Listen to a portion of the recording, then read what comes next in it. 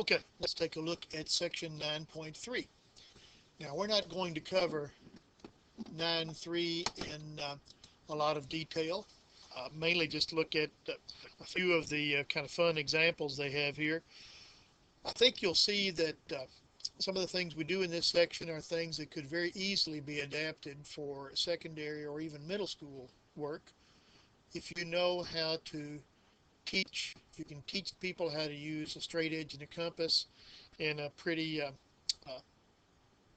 fairly well, then you can give them some pretty neat little problems to work.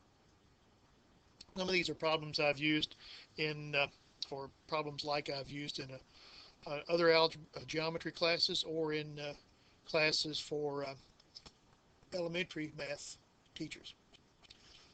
Okay, we're going to start off with the example, the problem they give us at the beginning of the section here.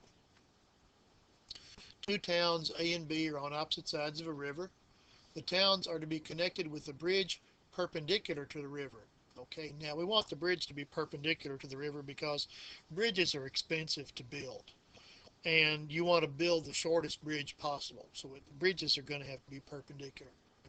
So it's going to be somewhere in the river here. Okay. And this is what it's going to look like. It's going to be this long and perpendicular. So somewhere along here is going to be the bridge from C to D. Okay. So we want to build the bridge CD perpendicular to the river so that the total distance from A to C to D to B is as small as possible. Where should the bridge be located? Okay, now let's just first start. Well, if you just went on a straight line from A to B and say, put the bridge here,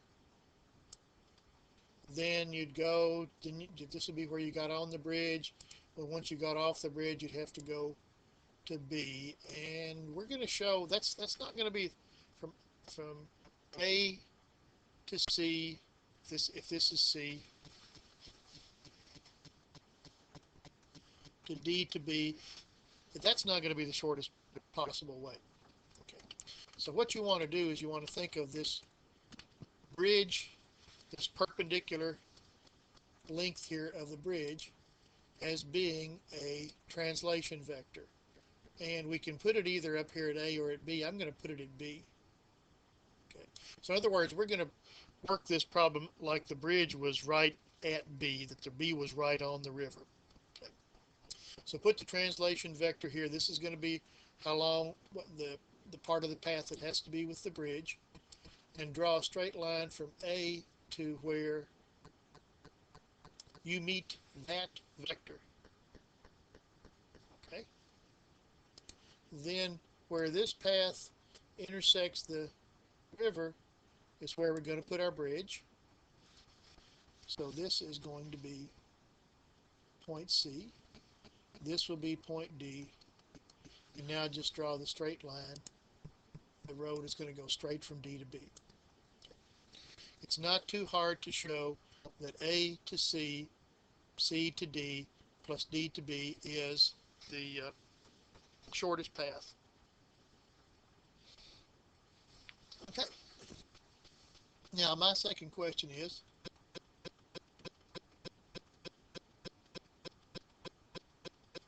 what if you had to cross two rivers?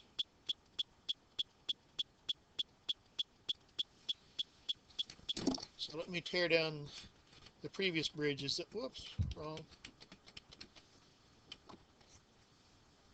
Okay, so let me try this again. My next question is, what if there are two rivers have to be crossed?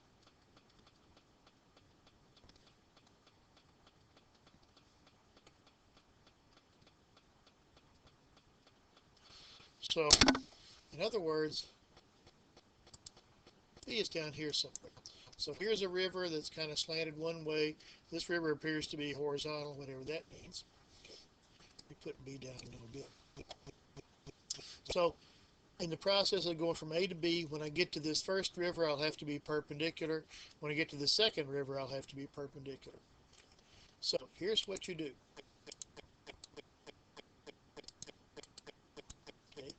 Each river has a perpendicular distance. That's going to be the bridge length. So go ahead and put one of those bridges at B and the first bridge on top of that, like that. Now let's draw the path that connects A to that first bridge there. Okay.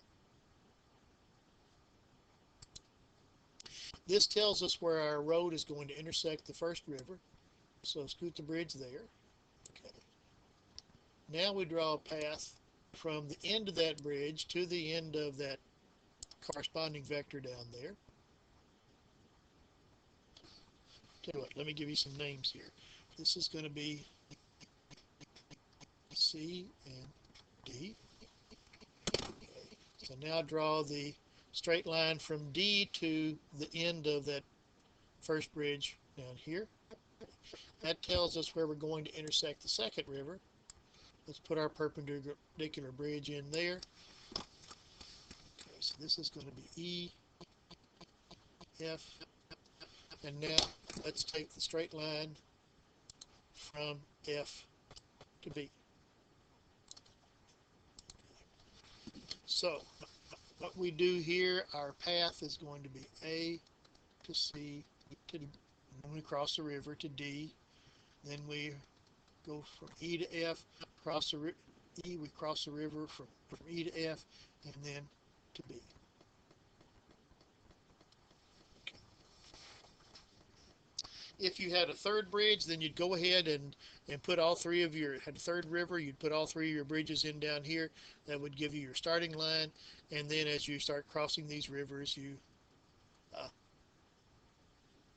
get your path here. The shortest path that must be perpendicular to the rivers is A, C, D, E, F, B. Okay, neat little problem. Here's a problem at the end of the section. I have a regular hexagon here, A, B, C, D, E, F, and the center of the hexagon is O. It says list 3 reflections and 3 rotations that map the hexagon onto itself. Let's do a little more than this. Let's list all reflections and all rotations. So I don't just want 3, I want all of them. Okay, well, let's start by putting in some reflection lines. I can reflect, well, if I gave this thing a flip horizontally here around FC, okay, that'll take AB to ED and leave F and C alone. That would give me a reflection that maps the hexagon onto itself. Okay. Similarly, the diagonal line A to D, and the diagonal line B to E. So here are 3 reflection lines here. Okay. Are there others? Yes, there's 3 more. You can show that any regular polygon with n number of sides will have n different reflections, symmetry reflections. The other ones aren't quite as easy to write down perhaps, but it's, here's one, flip it straight left to right. Here's one, and here's one. Okay. So 3 of the reflections are, well, I've shown them all here. You have the 3 reflections that run, that are opposite diagonals, corner to corner, AD, BE, and CF. And there are 3 more reflections that split the triangles, the triangular sides, or the sides here, the midpoints of the sides. So there are 1, 2, 3, 4, 5, 6 different lines of reflection. Don't put 7 here because 7 is the same as 1. Okay, let's back up. Tell you what, let me see if I can just copy this guy here.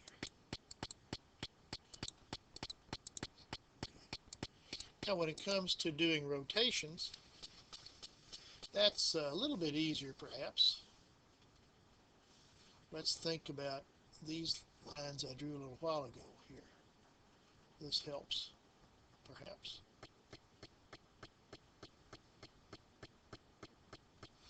Because we can rotate everything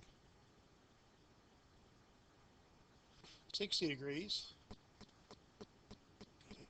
or you could rotate it 60, 120 degrees, or you could go 180 degrees, or another one over to 240, 300,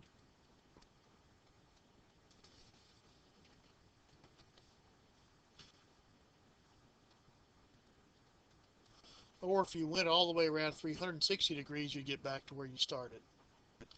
Okay, so there's 60 degree, 120 degree, 180 degrees, 240 degrees, 300 degrees. Now, some people don't like this, but I think it's fine. It's the same as a 0-degree rotation. So 60 degrees, and I probably shouldn't say equals here, but as far as rotations are concerned, that's the same as a negative 300. This is the same as a negative 240 degrees. This is the same as a negative 180 degrees. This is the same as a negative 120 degrees, negative 60 degrees. So here are your 6 rotations. So 6 rotations and 6 reflections. Whereas one of the rotations is the one where you don't go anywhere. Okay, so not just 3 and 3, but 6 and 6. All right, here's example number 9.15. It's worked out in the book, but I want to work it out a little differently here. In the game of pool, we have a figure here, and a ball A is blocking a direct shot from a cue ball to the object ball B. Now, B is over here about to fall in this corner pocket. And you'd like to hit from the cue to B, but the problem is A is in the way. So, the question is, assuming there's no spin on the cue ball, so we're not going to do any sort of trick shot here, and we're not going to hit down and let it jump over A anything. We're just going to do a straight bank shot.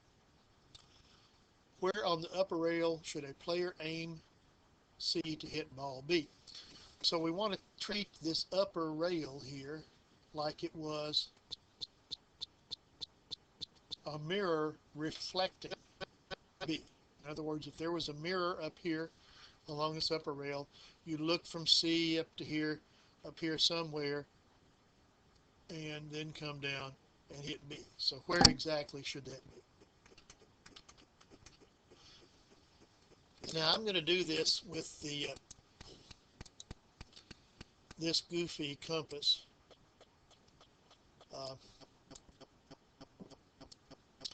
You should just once, okay, because this thing is so awful to use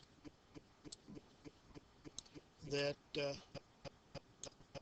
well, pretend like you got a compass. Okay. What you do is, where you are reflecting it off the top line, so find a couple of points on that top line. I'm going to use corner points. And you want to draw the arc from one of those points on your reflecting line through B. Now,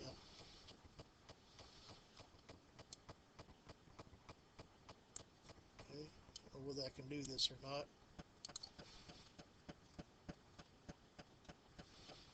Okay, and there we go. Now we want to do the same thing from another point on this top line. Okay, So I'll use the other corner point, and we draw this, and where those two get out here, where those two lines intersect is, let's use a different color here,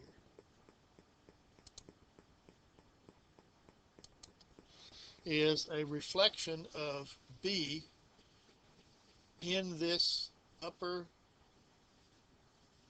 bumper, this upper line. I'm going to call this B prime. Whoa, not like that. Okay. And what you do is you aim your cue ball for that reflection. Shoot this way. When your cue hits the bumper, it will reflect back that way. So let me get these guys kind of out of the way here.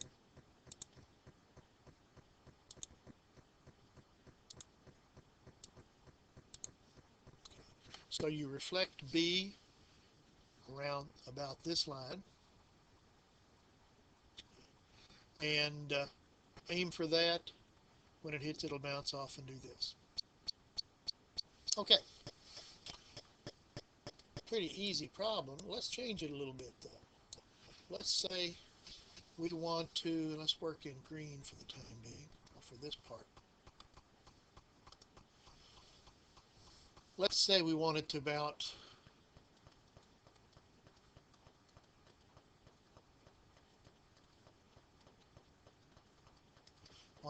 off two rails before it hits B.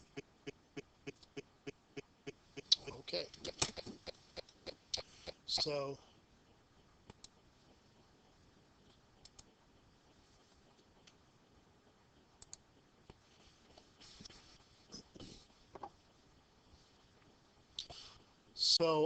I'm going to keep it, this is the reflection through the top rail. Let's see what happens if we bounce it off this left side rail too. So what I now want to find is I want to find the reflection of this point B prime through this line here.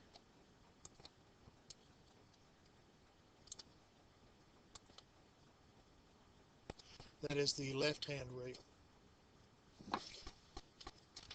And the way we work that is, like we did a while ago, pick 2 points on this left-hand rail.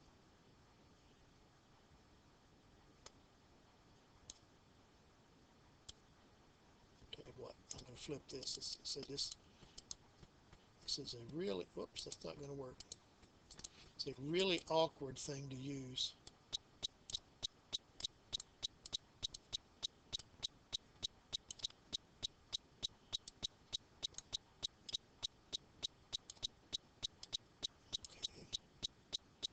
So put the pointy end on one point on my reflection line and draw an arc. Okay, and let's make that dashed. Okay. Now let's put the pointy end on another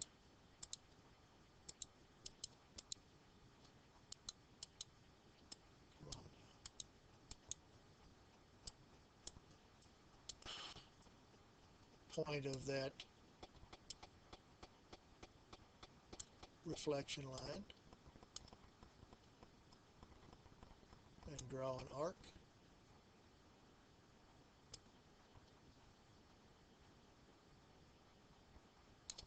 Okay, probably could have drawn a different arc,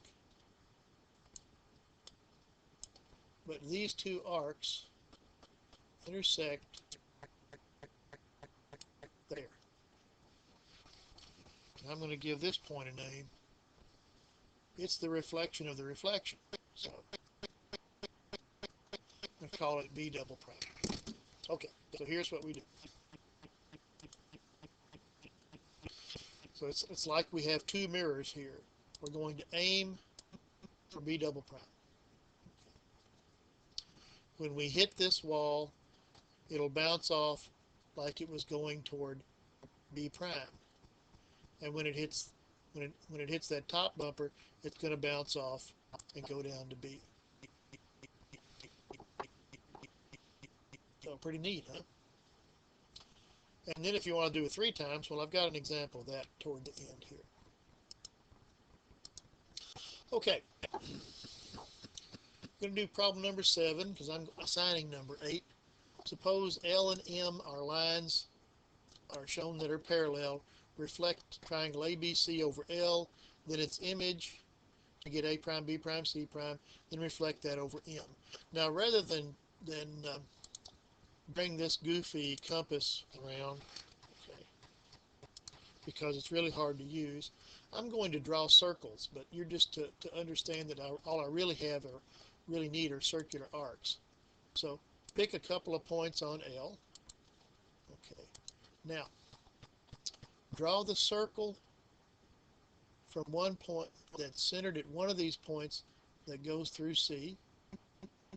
And unfortunately, the stupid program just draws great big thick circles. Draw the circle centered at the other point that goes through C. So what we really would need is just to draw the arcs, but I can't just draw the arcs here. Where those 2 circles intersect is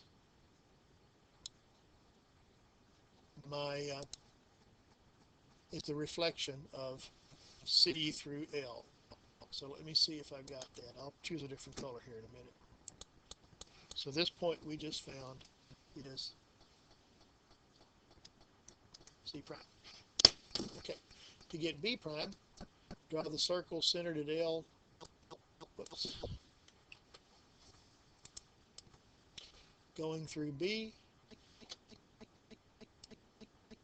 Not quite right. Circle centered at L. Going through B. And the circle centered on this other point on L going through B. Where those 2 intersect is the reflection of point B down here. Let's get rid of these circles. So as I said, we just need the circular arcs, but you can draw them with your compass, but the compass on this program is goofy. B prime. And now do the same thing with circles centered at this point that go through A, and the circle centered at this other point that goes through A, and where those 2 circles intersect is going to be A prime. Okay.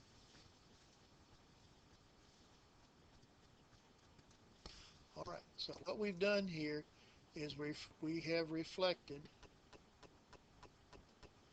triangle ABC and gotten triangle A prime, B prime, C prime. Now I haven't talked about this yet,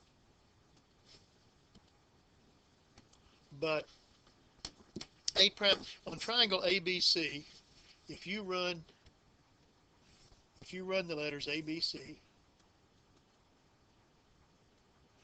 then you're going in a clockwise direction, reading them off.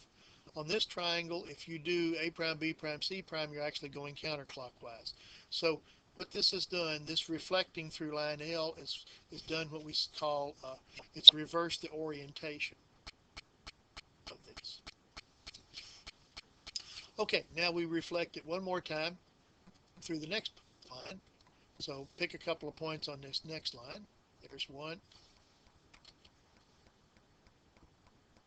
There's one. And there's one.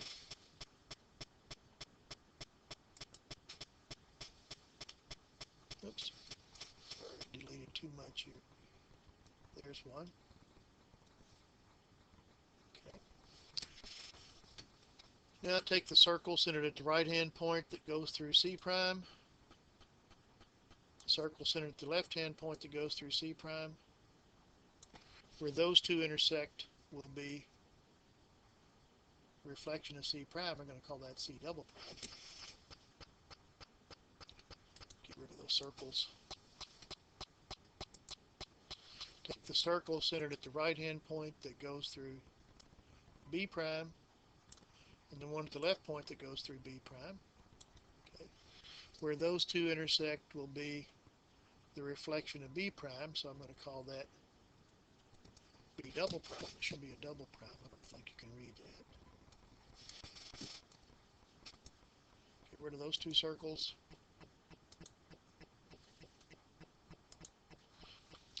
Take the circle centered at the right-hand point that goes through A prime, the one centered at the left-hand point that goes through A prime, and where those two intersect will be the reflection of A double prime. Okay, so let's get rid of those circles and see what we've got then. Connect the dots.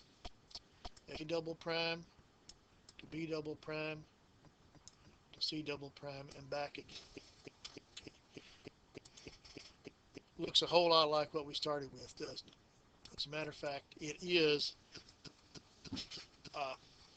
what we started with. It's just in a different place here. So let's answer our questions.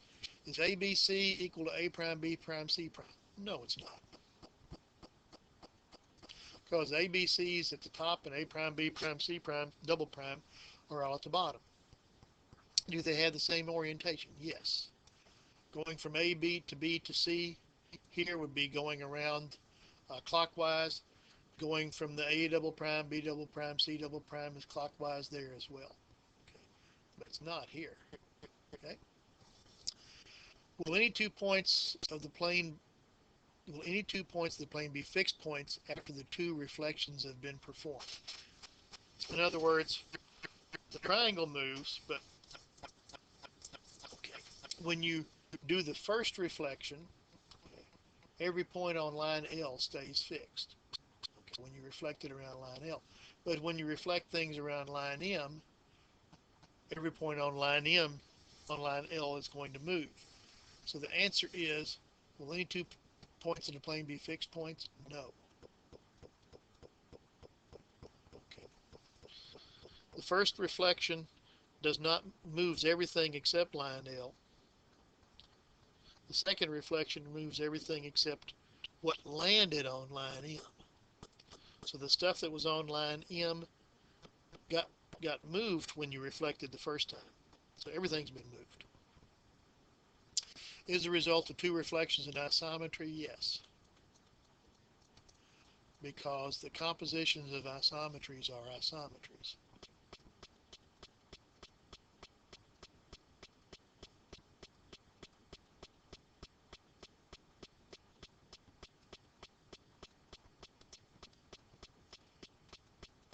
Doesn't matter which type of isometry, one followed by another one is. Okay, now, I've been saying there are only 3 types of isometries. The book says 4. I say there are only 3. Well, according to this, what have I done here? These 2 reflections amount to merely a translation. This is really just a translation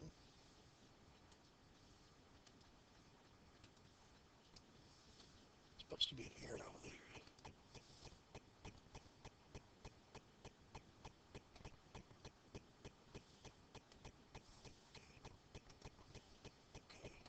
So you actually don't need to be able to do translations. You can just do reflections. Do 2 appropriate reflections, translated this top triangle to the bottom triangle. So what we got was a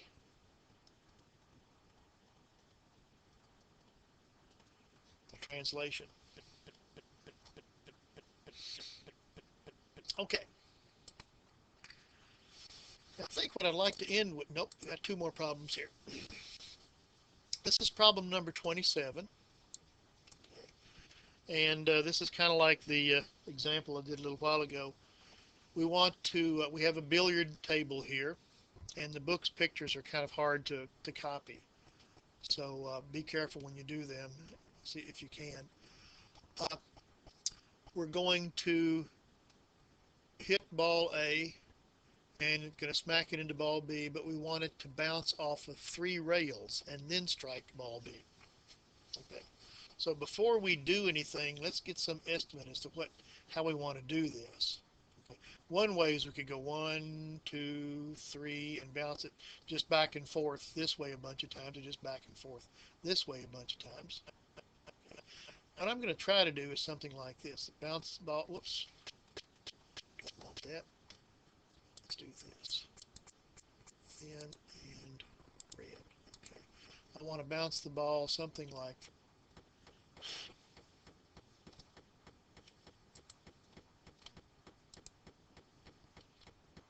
okay.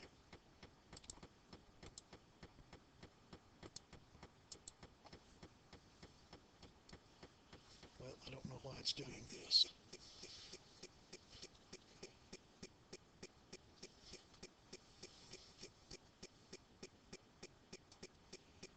You know, it did screwy things the other day, and I had to stop and start all over again. Okay.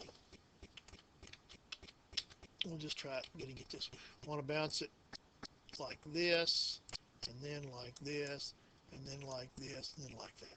Okay. Something like that. That'll be 3 bounces. So what that means is I'm going to have B bounced off of this top one, so it's going to be a reflection there. Then it's going to have to be a reflection bounced off of this one, then bounced off the bottom. So here's how we do this. And it's kind of backwards from the way the book goes. It is, instead of moving, seeing what the reflections of A is, I'm going to take the reflections of B. So we're bouncing it off the top. Okay. So I'm going to take 2 points on the top. I'm going to use corner points. Okay. Take the circle from left corner to B and a circle from the right corner to B. Okay. Where those two intersect up here will be B prime.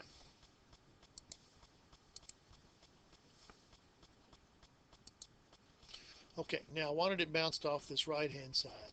So let's take the circle from one corner of the right side to B prime, okay, and the circle the other corner from the right side to B prime. Where they intersect over here will be B double prime.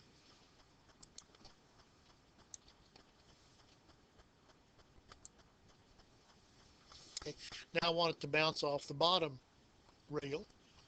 So I take the circle that's from one corner on the bottom to B prime, B double prime, and the circle that's from the other corner to B double prime. Okay. Whoops. And where they intersect is going to be the reflection of B double prime. We're going to call this B prime prime prime. B triple prime.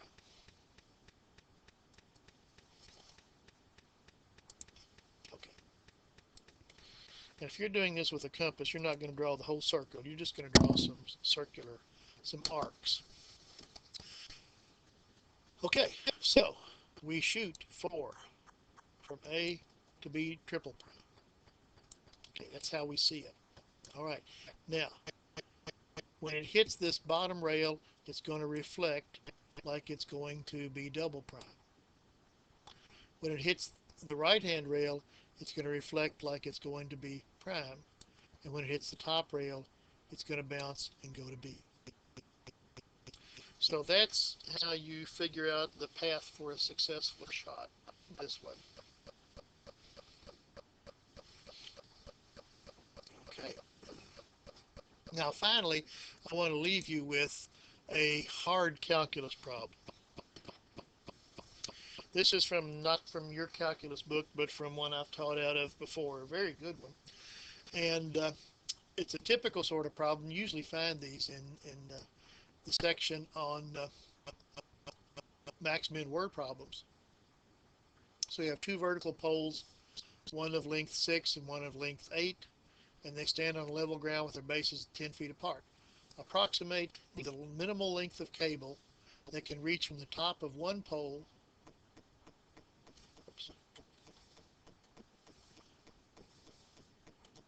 from the top of one pole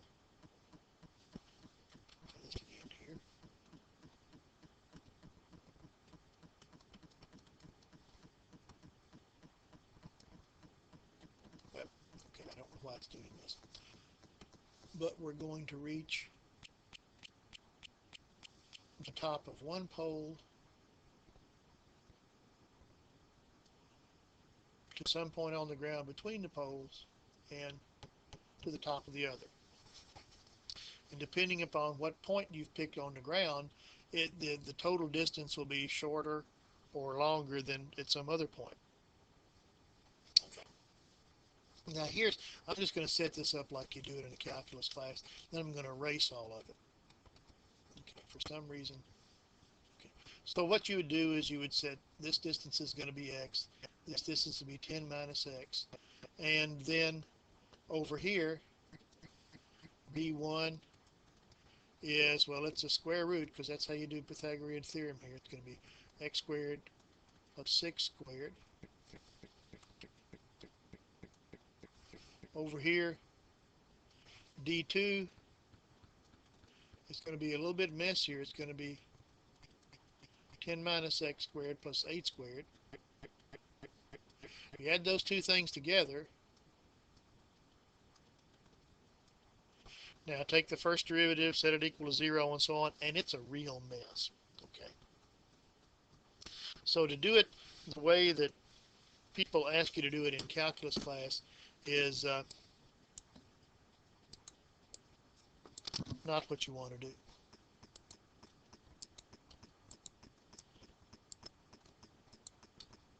Okay. Here's the really, really easy way to do this.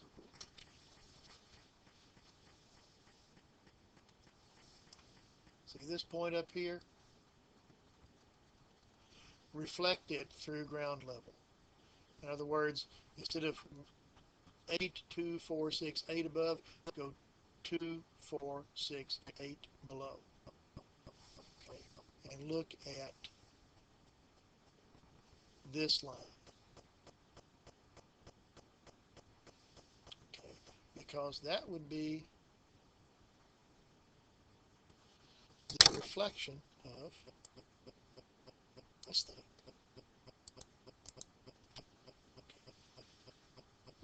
So the total distance from the top of the 6 to the middle to the top of the 8 is the same thing as the distance from the top of the 6 down to here.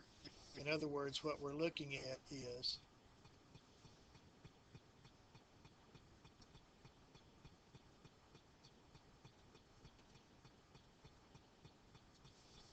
this right triangle. Let me change all these colors to something that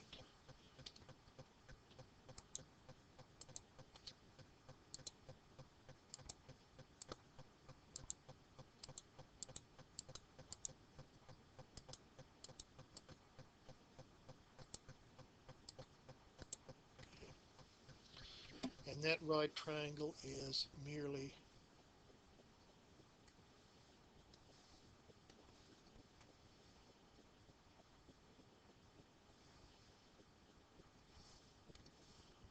this is 10. 10 is the total distance across. This was 6 plus 8, 14.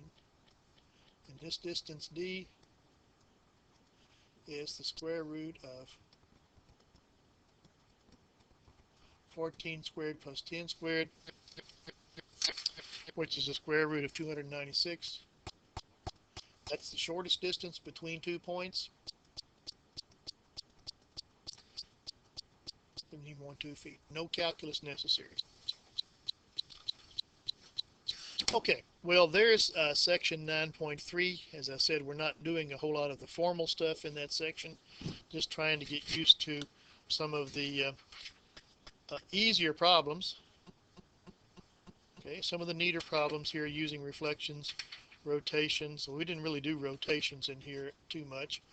Um, I've assigned a few problems on this. When I will have some test questions that really do get into drawing these things, so you'll need to make sure that you print that test stuff off carefully.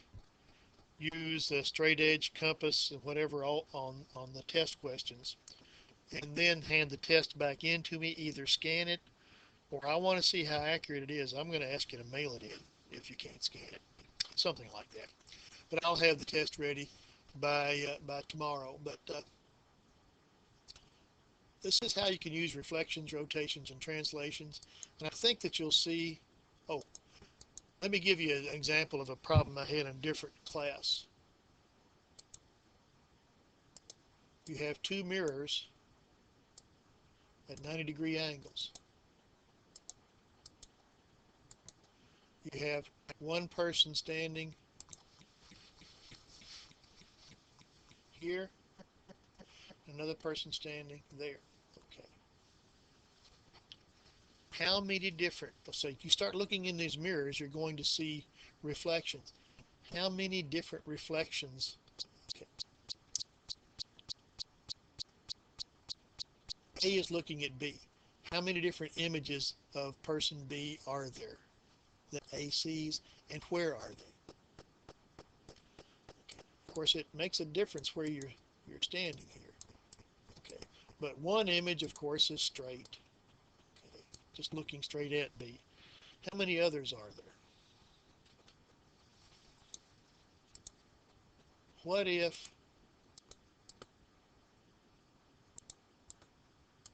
it's not a 90-degree angle, but a 60-degree angle? How many different images are there? And where are they? Really, really interesting question. Okay. Uh, good luck.